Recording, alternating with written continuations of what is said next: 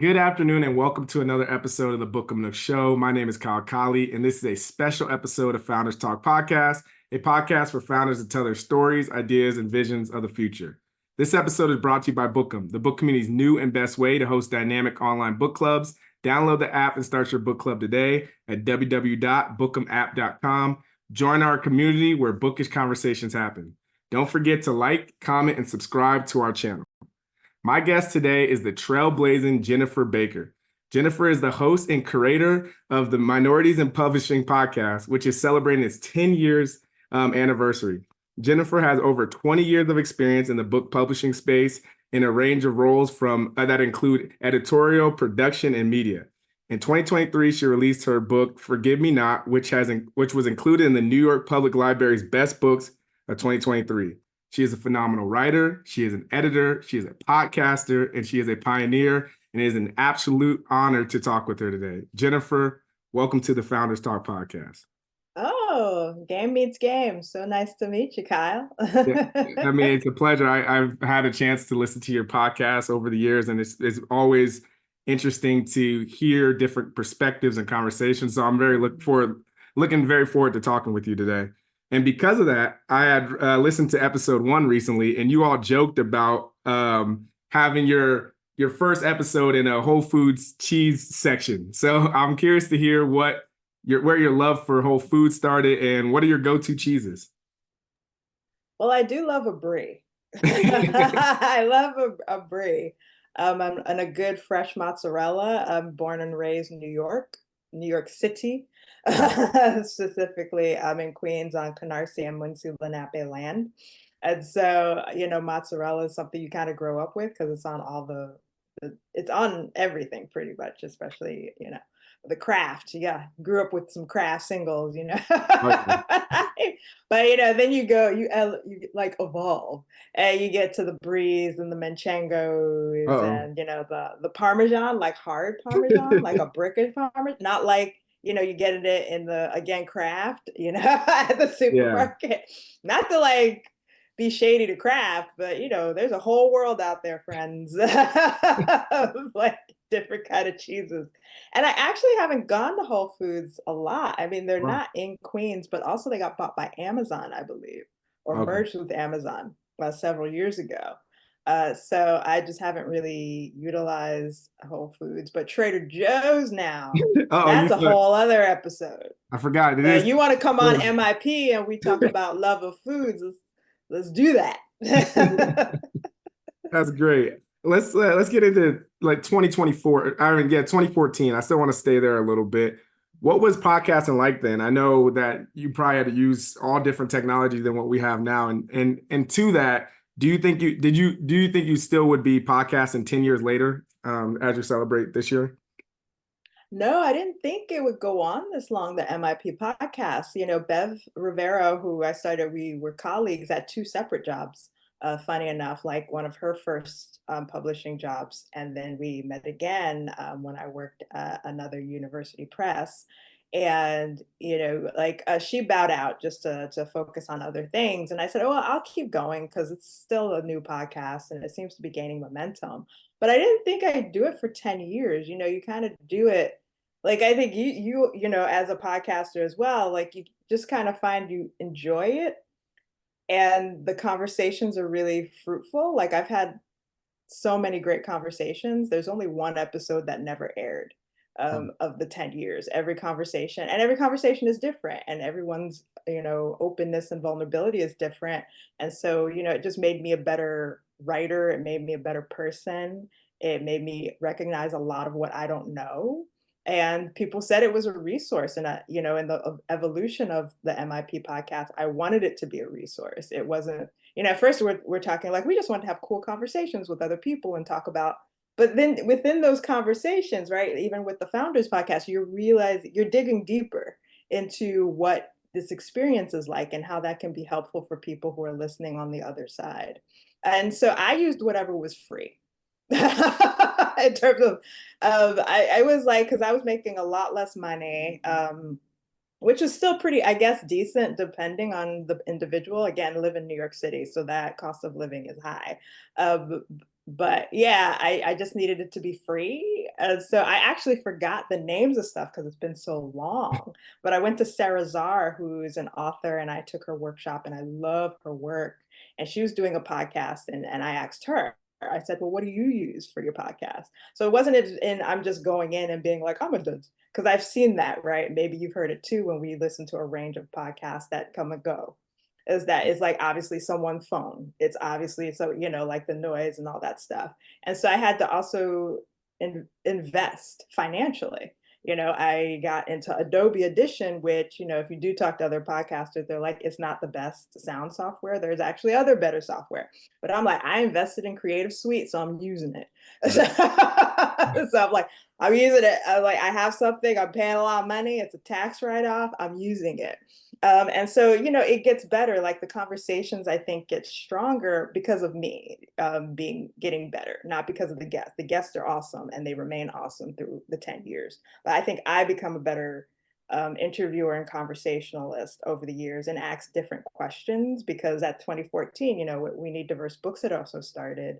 It was, Bev and I wanted to focus on the people who work in the industry because we'd been in the industry for like 10 plus years at that point. And so we're like, we're not talking about the people in the industry who are marginalized. We're only talking about the authors, which is important. But we wanted to look at that side. And so it goes beyond racism. It goes beyond, it's like, what are the systems, what are the practices, salary, microaggressions, as an author, what are your marketing, what did you realize publishing 10 books after publishing 10 books? And so, you want the conversation to be of help and to be different for both people, and the listener and the person who I'm taking the time to interview and who's giving me their time. Yeah, and I want to get into that because there is so many parts of publishing that it sometimes gets confusing just from the outside looking in, because you're saying, okay, this is happening here, people are getting raises here. But I also do want to commend you just like on staying 10 years of podcasting, because so many people they stop after an episode here or do 10, or it's a lot of work. And we appreciate it because of the conversations that you had. And as you said, as you have gone and improved as a person and understand how to have better conversations, the perspective, the podcast has become greater because of the person that you have. So I do definitely want to say thank you. And I want to get into a little bit of in 2020 or 2014, what was diversity like in publishing then versus like, are you proud of things that have happened since then, or are you still surprised that a lot of things are you disappointed that some things haven't flourished the way you might have seen them from that perspective to now? Yeah, it's interesting because I don't have the full bird's eye view, right? I freelanced a lot for a lot of trade publishers, but when I say trade, I mean for those who buy like the entertainment books more so, like your romances, your literary fiction, your fantasy, that's more trade publishing. And then there's academic and university presses. And university presses can do trade titles, but they probably also do professional titles to be adopted in schools. And so it was like I was getting my week to week paycheck from university publishing and then getting freelance paychecks from trade publishing, but also having these conversations as my network is building, or I should say community. I don't really like the word network, is building, and just hearing people, on and off the record, right? And having those conversations of like, I'm the only person of color here. Like we're not even talking about disability in this way. We're and in those ways you find each other. So when people are like, there are no editors of color, it was weird because like someone interviewed me a few years ago saying, well, so and so was submitting their book, which went on to do very well, and they were like, well, there were no Black editors, and I'm like, well, what are you talking about? I like, or it was like you knew the big ones like the Don Davis, the Chris Jackson, and Tracy Sherrod at the time. This was several years ago. And so I'm like, if those are only Black editors, then you aren't doing enough research, like royal we, right? Like you're not doing enough research if we're just sitting there thinking like the three big name Black, you're erasing all the other editors that exist. So that's kind of one of the things is like there are people who are just well known because of their longevity and their success records. And then there are others who are still building their lists who you don't know. And then there were departments that I felt like were completely erased, where, at the time, most of the marginalized people or underrepresented people at my university press job were in production. Mm. That's where the queer people, that's where the people of color, that's where most of us were, was in the production department And or in finance, what does you production know? do in that sense? Just so for clarity. Yeah, production are the people who get the book made. Okay, So once the book is fully edited, so the author and the editor work together and get it as clean as they can be, it gets pushed to production, and production's getting it copy edited, proofread. That's where the cover design process starts. The production people are working on manufacturing, which is working with the printer to like schedule a date for this book to be printed and then get into the warehouse. They're archiving the files once they're final. They're making sure that the updates and typos happens if there are typos after printing. They make sure your book gets to the warehouse and then is shipped. gotcha. That's production. They're crucial. And so in a lot of not visible of publicity and marketing and stuff, that's where a lot of people of color were. They were in finance. They were in office supply, I mean, they're in IT, they're in these areas that aren't visible. And so Bev and I would talk about that in the initial days of like, actually, we are here, but y'all don't see us because our jobs don't require us to be at conferences, and they don't put us on panels, and they don't talk about our roles. And so in that way, it's like, oh, there are less people that maybe, but there's so many people not being spoken about or looked at that people realize. So there's that fluctuation, right? Of like, is there enough people of color? Are there enough disabled people, non-binary people, queer? And if we go on in terms of underrepresentation, no, absolutely not. Can I say there are more or less? It depends on the position and the department. Gotcha. And do you Mhm. think that more books have been published now with representation, or do you still feel like there's a lot of room to grow in that space? Oh, there's always room to grow for Mm. sure. There are definitely more being published now, but there are also more books being published now. So Mhm. the mandates of publishers, especially if we look at the big five, is that you're publishing more a year. Whether you have more staff to do that or not, can't say. Like, but the more there are absolutely more books. If you just look at the trajectory and look at the stats from places like Pub Marketplace or whatnot, and I'm sure there are other places doing these studies, like maybe ABA, Association of Booksellers of America, and stuff, or doing that. There used to be more kind of these different places that just kind of studied publishing, and they've kind of Yeah. fizzled out, or because I think there were more volunteer, etc. But for a fact, there are way more books being published, and there are more books being acquired. How those books are being treated, marketed, that's a whole other question, right? But they're absolutely more, Yeah. more, more, more. You can. You'd be hard pressed to say I can't find any books in the sci-fi space by African writers or Latinx writers or Native writers, but I can guarantee that there probably aren't enough. You can probably say a lot more white cis abled writers, right? So it's always in comparison. There's not enough. Yeah, I think. and you hit on a good point, because when we were talking to Maya M Books, she talked about that, how it is you can find these books, but you have to type in all these qualifiers. Like if you're on Book Talk, you have to say, okay, I want the Black fantasy romance book, or I want this, or you have to get real specific. So when it comes to marketing and like in publishing, what's the difference on the side of social, or what's going on there versus how does marketing kind of play itself out outside of social media? Because I think we deal a lot with content creators, social media perspective, but there's a whole side of marketing that is probably pays even more attention to a lot of different things that has nothing to do with social media. Yeah, so I'm not the biggest expert on marketing, so I just Yeah, want to add that exactly. caveat. But there is the areas of like if you look at a publisher, there might be a digital marketing specialist and someone who does book marketing, which Mm, might be more of the quote unquote traditional methods of like I have a budget, what partnerships are we looking at, what places are we thinking might be good to put ads with, what spaces makes who can collaborate with us on other things, in what ways are we recognizing the content of the book works with these particular entities, and how much money do I have? Do I want to do like a book box? Do I have the money to do a book box? What does swag look like? Is it a bookmark? Is it something different than a bookmark? And who is going to be disseminating that? A lot of times authors are told, well, your platform is more specific to your audience. So we want you to make sure to share certain things that the big publisher, if we're looking at socials specifically, may not share as frequently. So you may not see, like, the bulk of what you may see is from the author versus the publisher's page, Yeah. right? And that's just kind of the what has been decided. You Right. know what I mean? It's like, okay, the big page will say these are the books that came out, and we'll talk about a Goodreads giveaway because that's money. Those cost money in a big way now that they didn't when Goodreads started. Mm. Uh, and at the same time, there's other things where it's really under the author's control, and those partnerships and finding social media content creators is an early signifier based on theme and Yeah. based on finding out what those influencers' interests are. So there should be a survey or form where publishers are kind of collecting this information and saying, well, these are Black influencers, and maybe it's just that.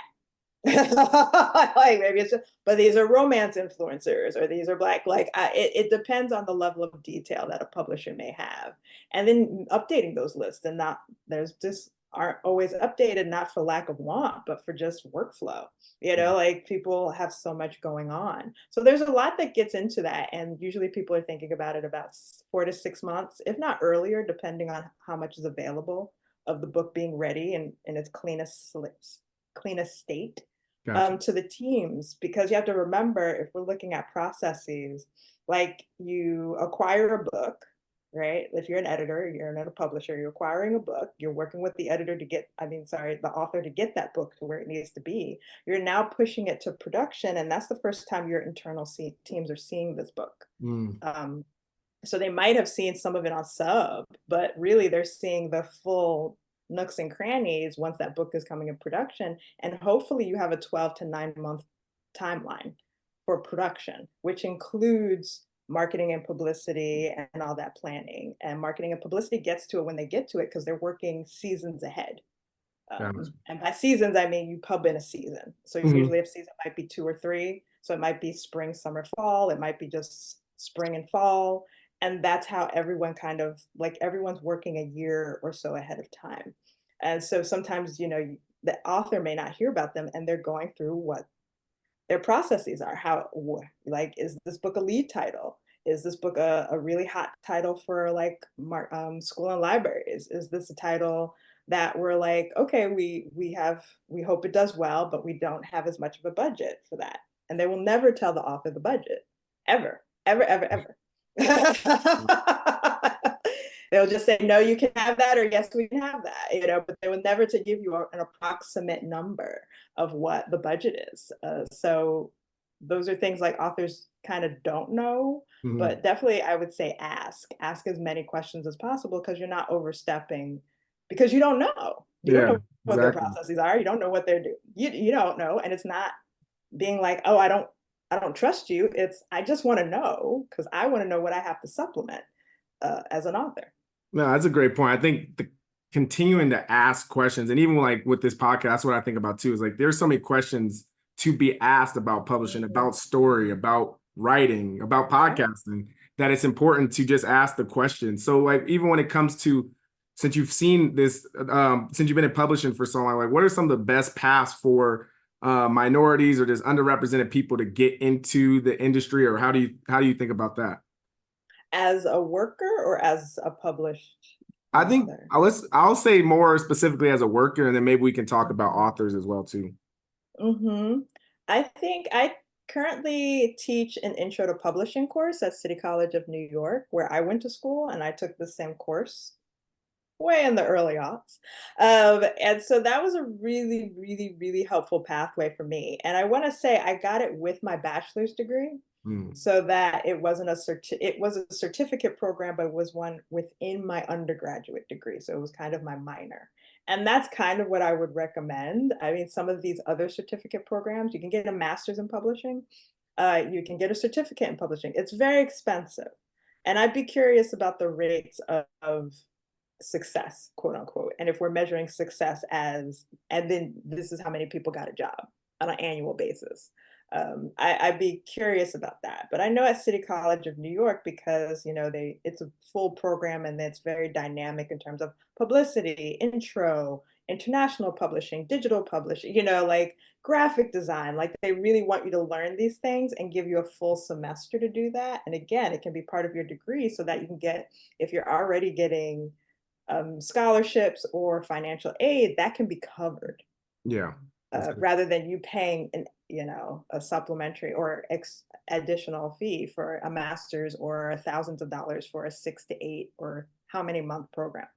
And so in that way, I kind of advocate for that. I think those programs can be helpful for enlightenment.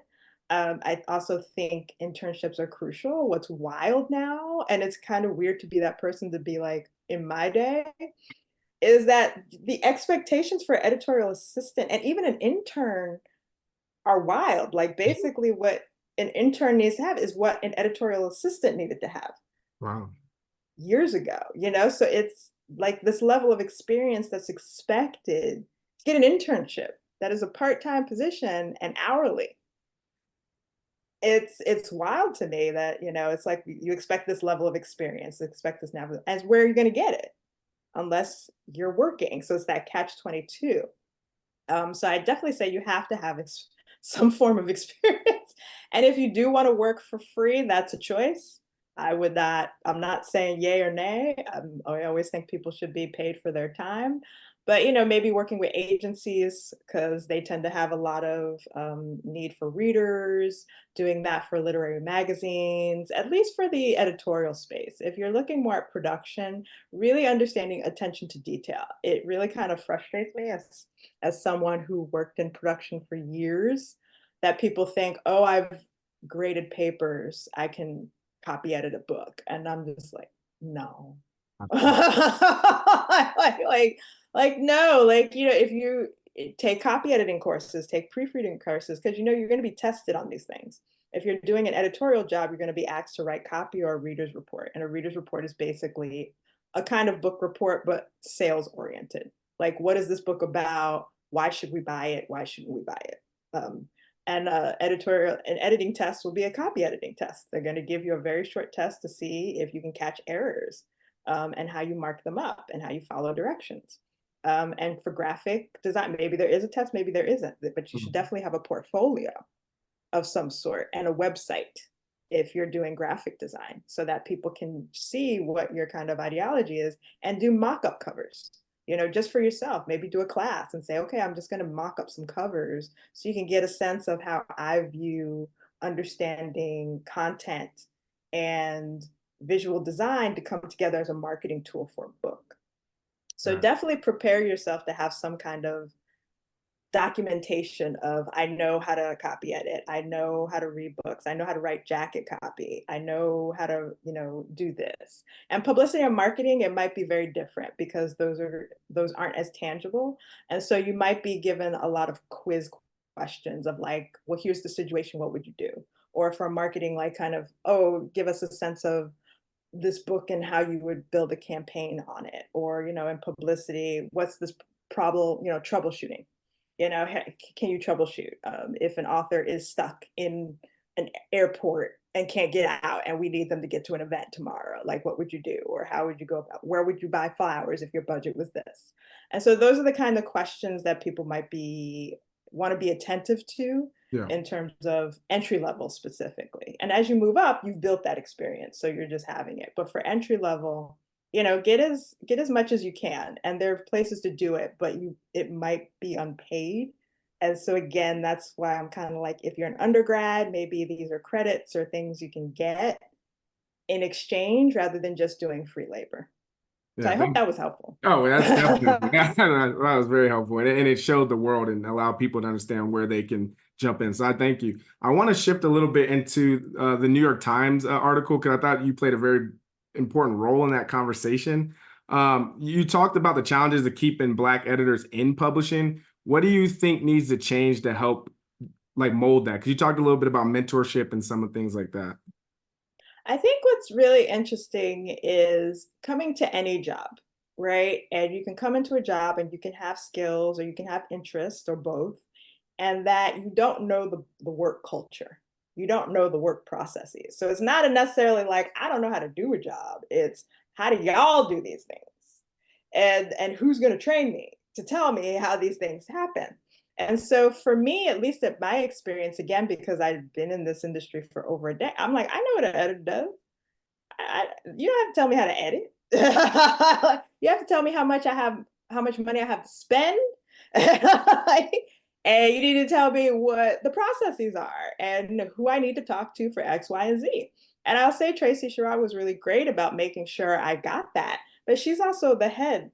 Yeah. She's the editorial director. And so she's managing 80 million things and acquiring books and making sure the books are doing budgets and then being asked to be the representative for da da da da and then doing this and in every other meeting. And when does she have time to edit books? When does she have time to do? Where is her support system if it's she's training all her employees who are coming in? And so you do really kind of need people to just go. You know what I mean? And so that can be frustrating as an employee, right? Of like, no, but I need you to help me. And it's like, I kind of just need you to just get it and go. And sometimes people don't say that in an interview or once you start, they're just like, oh yeah, you'll be fine, right? Okay, bye. Let me know if you have any questions. And then people might be hesitant to ask questions. I am not that person. I'm like, listen, here's my bullet list. Just give me the 10. I've always been that way at work. I'm just like, hi, I have questions. Cause I'm just like, I can't, I can't interpret. I can't be an oracle. I need to just know. And if you don't know, I'm gonna figure it out, but at least I asked you. But not everyone's like that, especially when you start and you want to make a good impression and you might be getting snapped on by people. You're just gonna kind of find all these entryways to get to someplace. And so I was thinking a lot about that, especially as a manager, of like, well, what do you need? What do you need from me to be able to do your job? I say that as a teacher at the CCNY. I was like, if I'm giving you assignments and you're confused, that means I'm not giving you what you need. What do you need? And it's wild how many times people will not want to bother you. And so you have to constantly be like, okay, do you have questions? Do you have this? And if you're working in this super fast business oriented space and people are already feeling kind of way, like I have to prove myself, I have to prove myself. And I saw that with other people. It was like, I can't ask questions because I have to prove myself. I got brought in at this super high position. I feel dumb. It's embarrassing to ask basic questions. I'm at this high position. I shouldn't have these questions. But it's like, but you haven't done this job.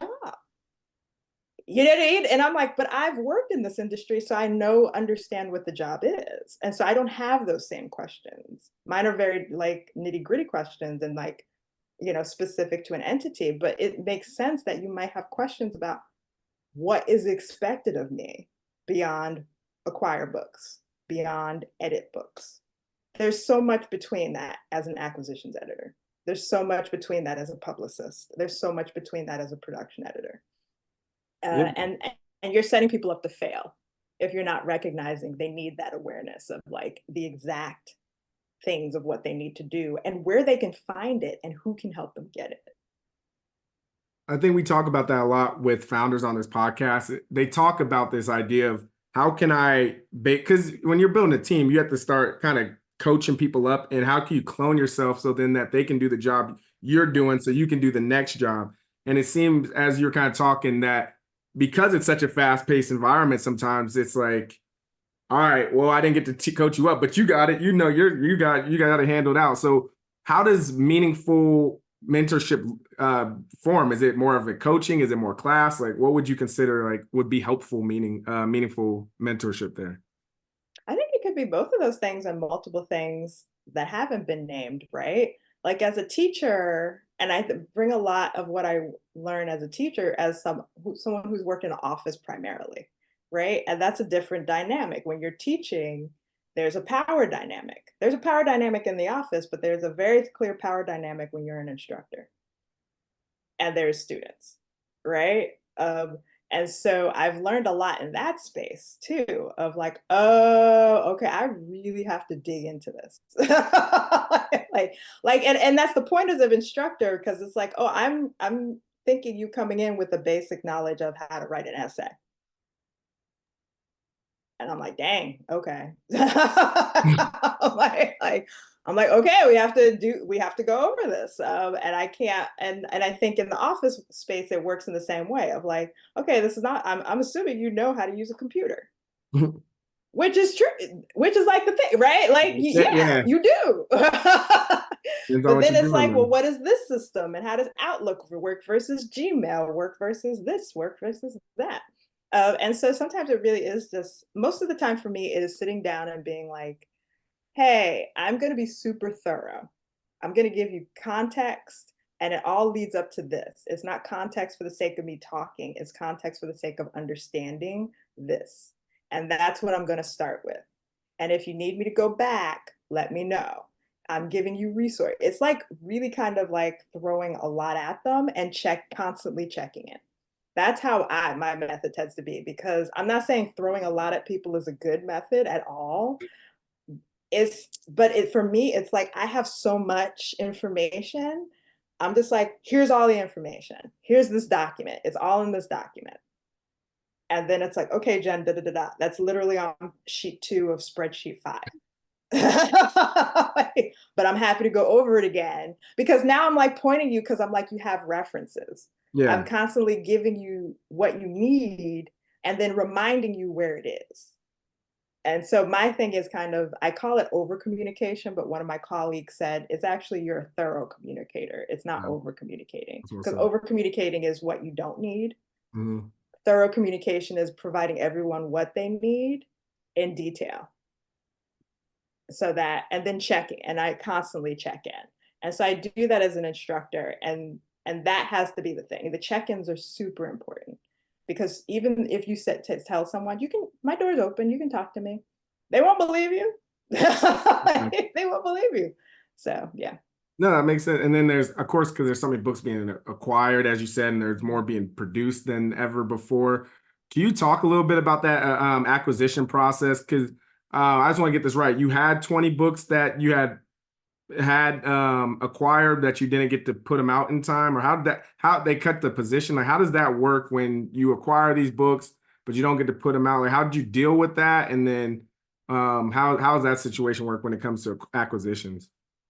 Yeah, so when a position is cut or when people leave, essentially what is hoped for, what didn't happen with me, but which I wrote in my electric lit essay, uh, was that usually you're given chance to write up notes and be like, this is who I recommend gets this book. This is the stage this book is at.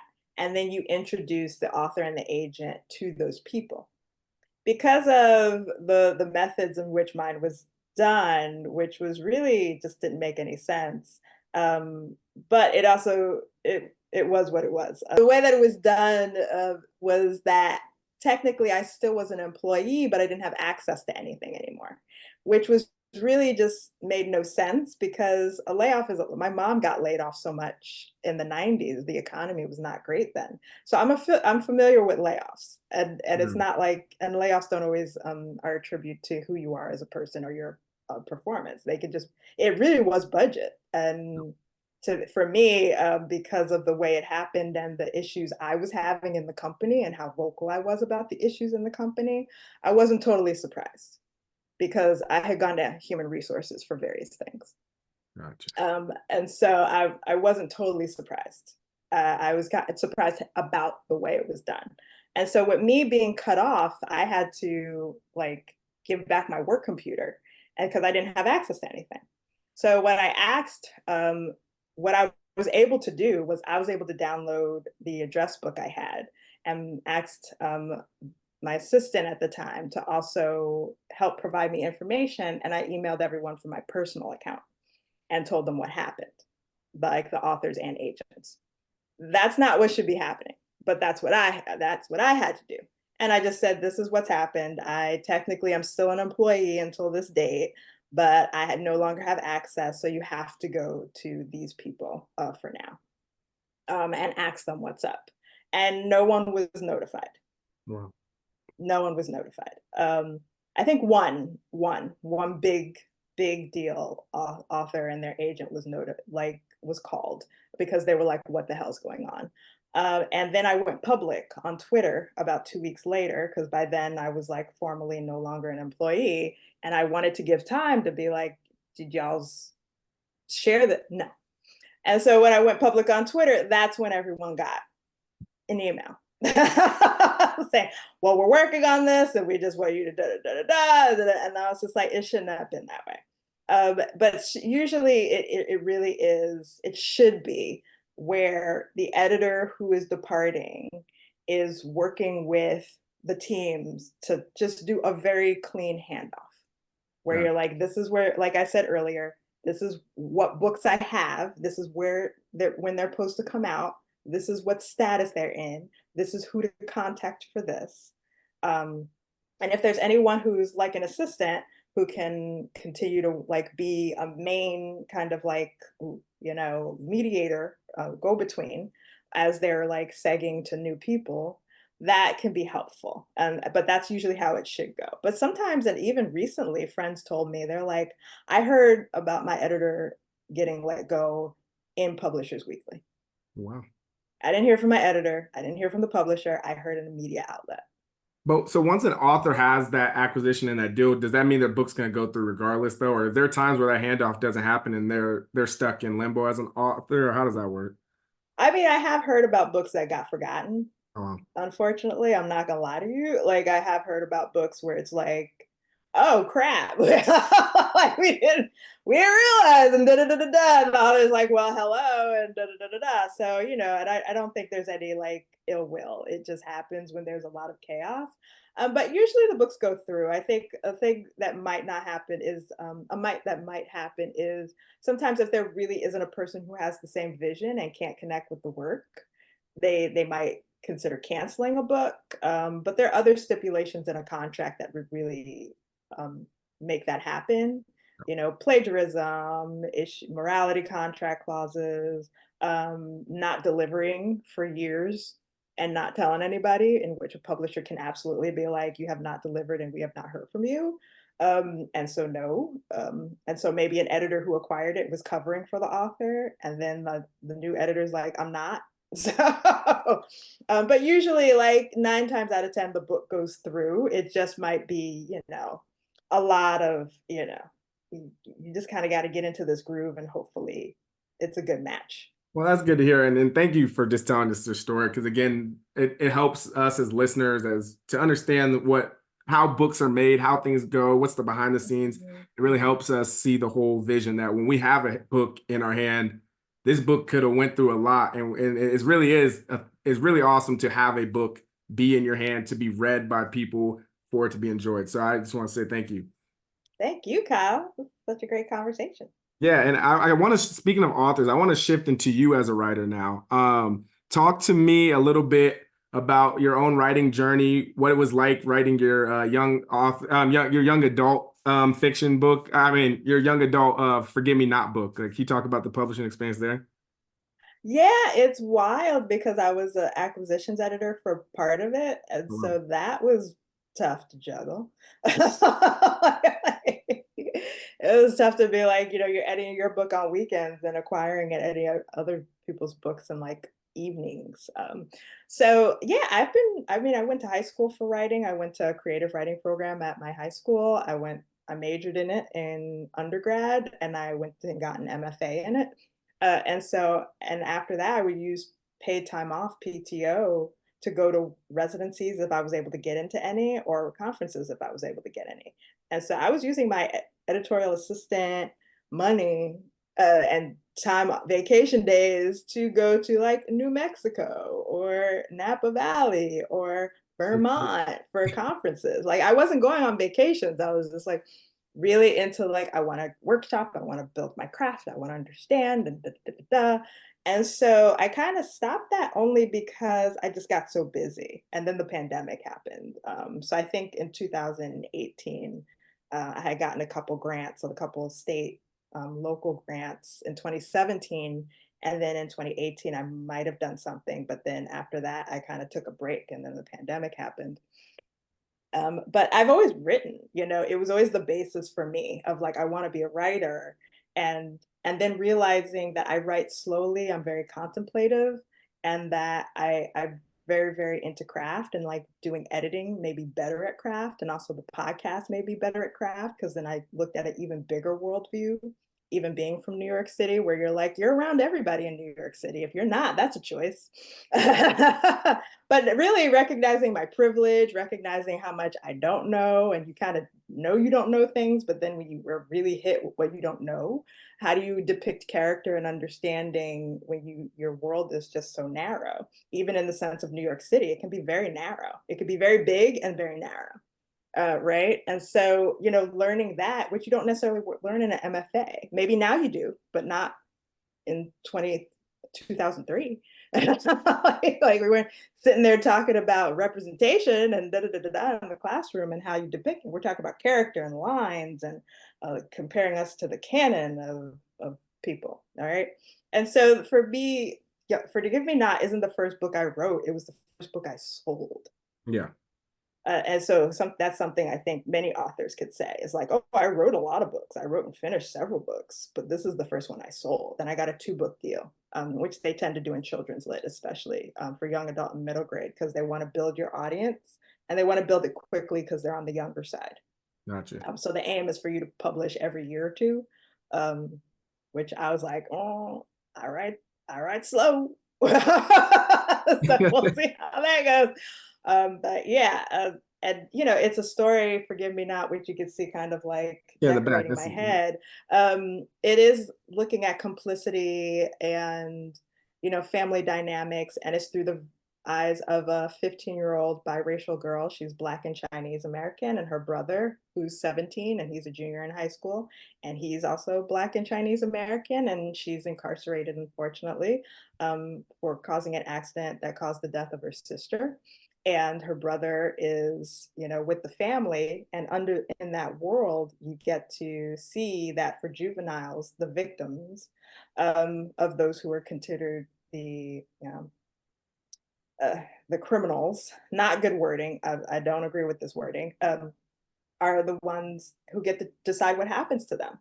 And so the teens are kind of under the whim of what these victims can say or do, which is incarceration or freedom, forgiveness, AKA, or being in the trials, which is form of, love an air quote, restorative justice. So it's meant to have these trials who are meant to teach them a lesson under different categories. And so her family chooses that. They choose to, heal and save and help their daughter. And then kind of come to realize, is this the best way? And you're seeing that through the brother's perspective while you're being in the whole issues of restorative justice, again, air quotes, and carcerality with the other character. Yeah, and has your book been challenged, or like have they tried to ban it, or how do you, if you did, how would you handle how do you handle those situations as an author?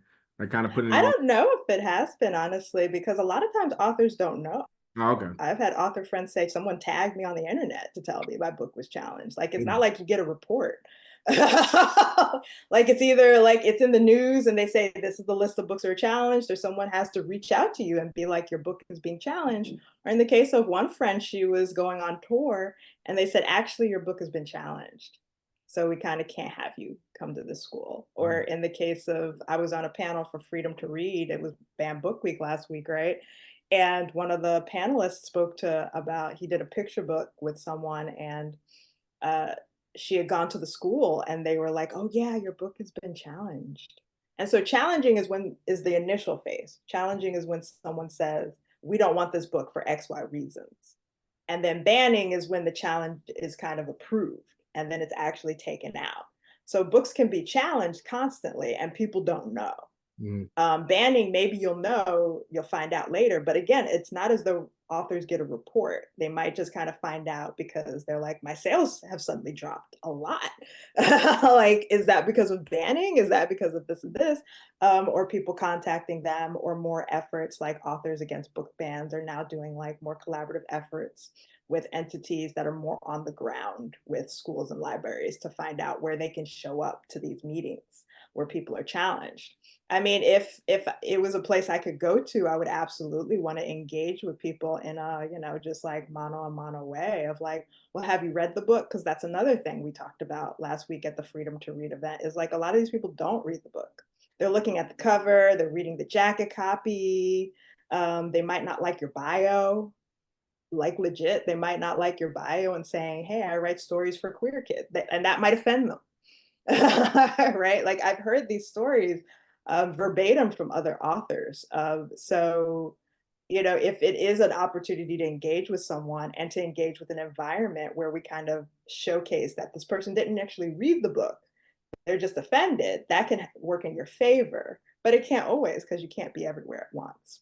So I imagine maybe my book has been banned or shadow banned, and that maybe they say, they want Jennifer to come speak, but they don't want to talk about this book. Maybe they want to talk about Everyday People, which I edited, or maybe they want me to speak about publishing, but not want to talk about me as a writer, Wow. and those are ways in which your books can be like quietly taken off too, is like they're just ignoring certain elements or certain aspects of stories that you've written or told. Wow, that's so interesting. Yeah, they're like, all right, you can come here, but if you just talk about this, just talk in this area, don't talk about that. That's Or we interesting. won't have that book, and we Yeah, won't yeah. tell you we won't have Like, your just book, don't say you wrote this book, but talk to us Hmm. about publishing. That's interesting. Yeah. Anyways, I also want to get into what you said you write slow, but like, what is your writing process? How do you kind of think about writing? And then I know you do other writing, so how do you engage with different mediums as a writer?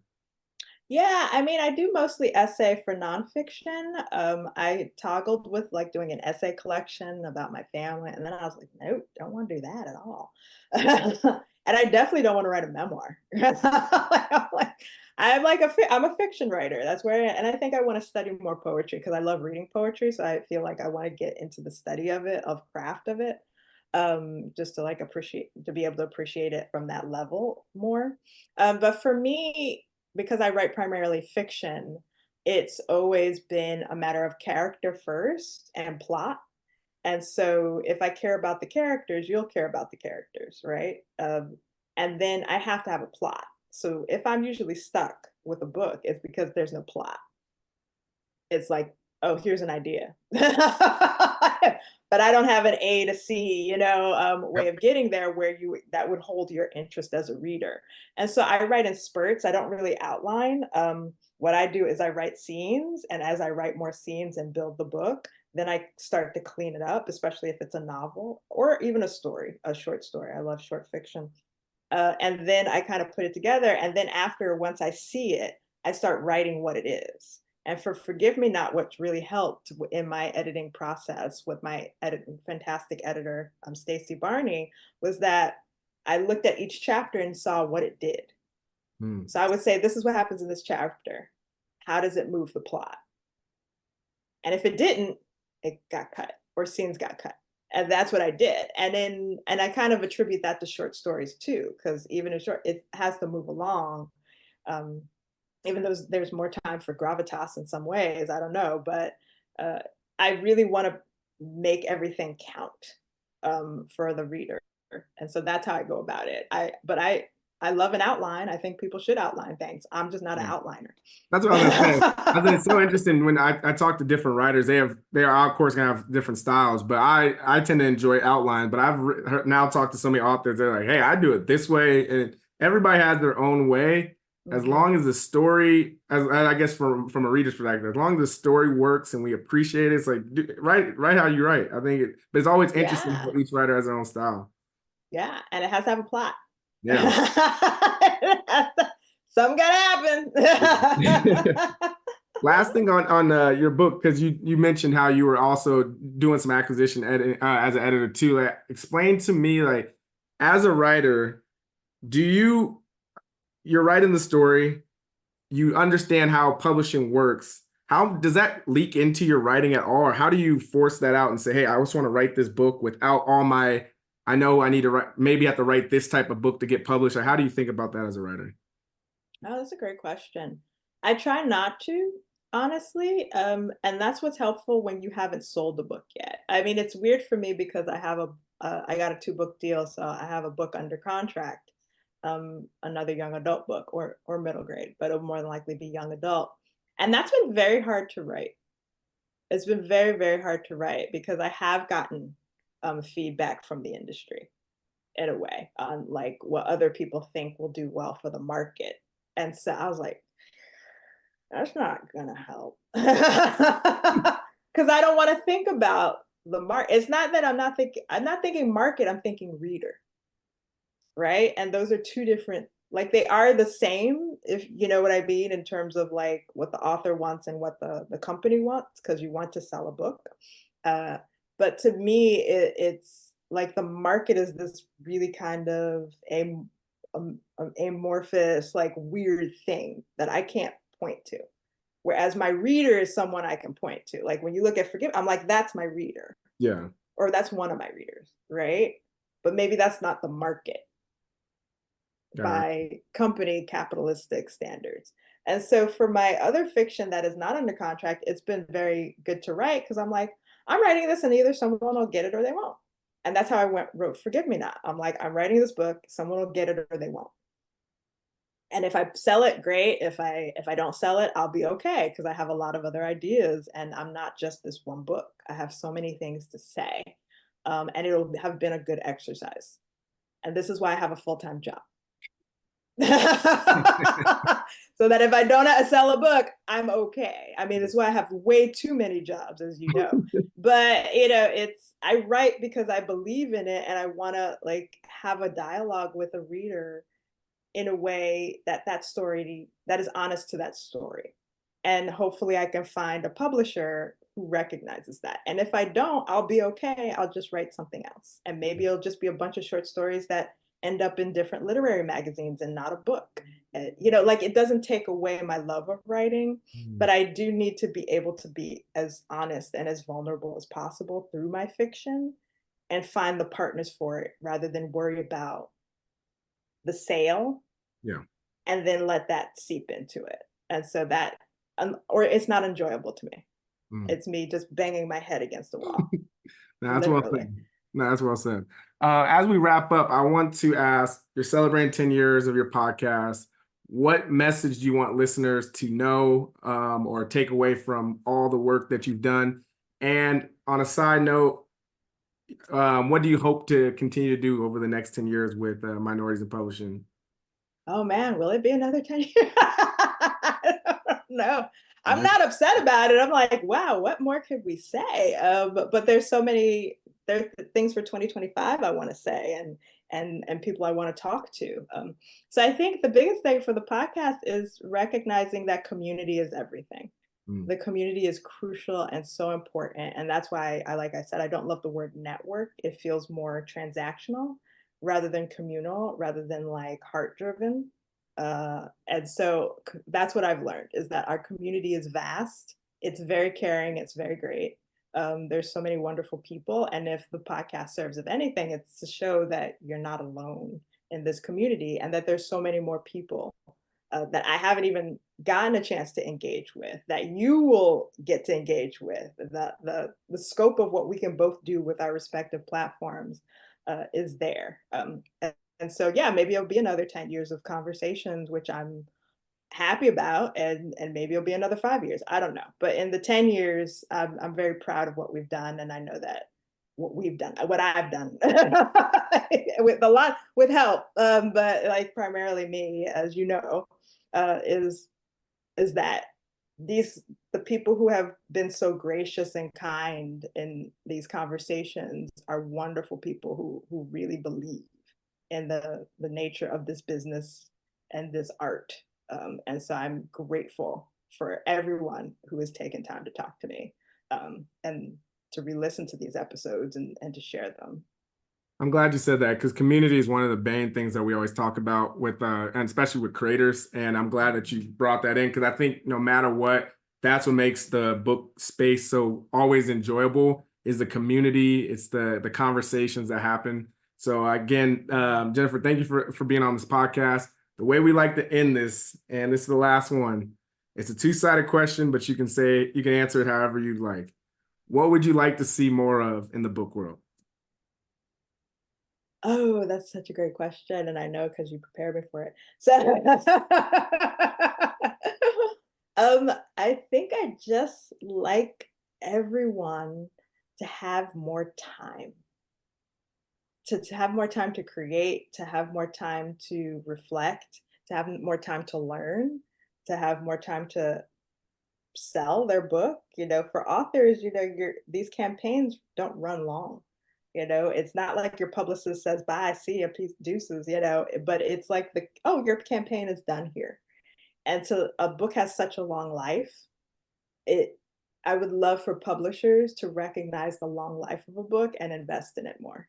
And I would love for artists to not feel like they need to hustle as much as they do.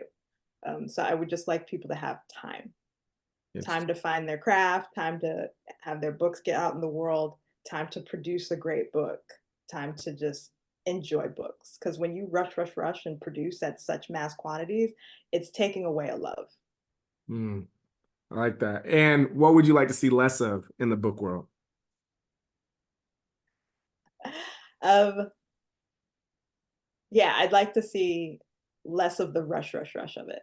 So yeah, I'd just like to see more time and less book. I feel like it's like scandalous to say less books, and not less books as in ever, as in can we produce less books a year so I can read them?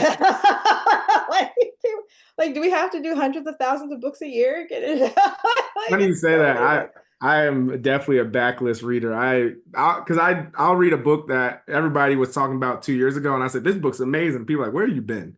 But it's just the sense of Yeah, there's so many books yeah. that come out, so I want to see if people continue to talk about them over extended period of time, and then I know, okay, I gotta go read this one.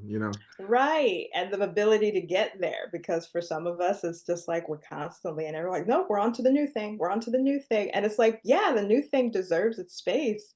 And the things that exist are so crucial too. So I'm with you. There's so many books. Like it took me a while for Underground Railroad, and I'm like, I get it. Like, this was good, y'all. It Yeah, took a couple exactly. years, You're but some always things it's like taking 20 years. It's like, oh, yeah. I'm finally gonna read that thing from 2000. Finally. Well, thank you again. It's been a pleasure. Please let us know what's coming up in your world or where to find you on the internet, anything we can support.